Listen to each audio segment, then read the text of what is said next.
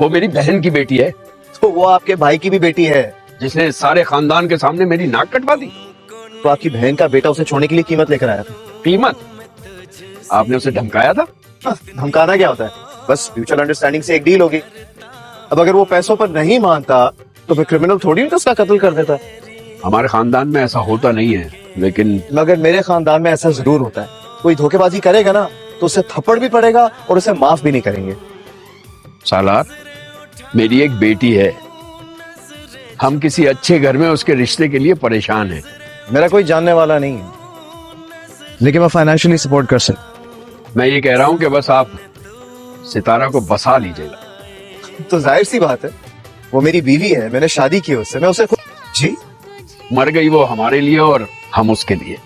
उसका घर, उसका भाई, और जब घर बिकेगा तो मैं हिस्सा दे दूंगा।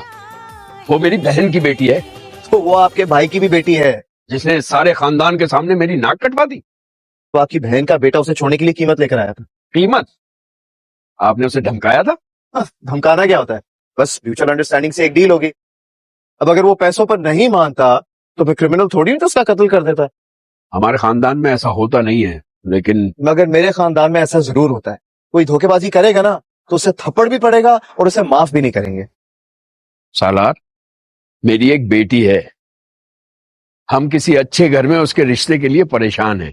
मेरा कोई जानने वाला नहीं है, लेकिन मैं फाइनेंशियली सपोर्ट कर सकता। मैं ये कह रहा हूं कि बस आप सितारा को बसा लीजिएगा।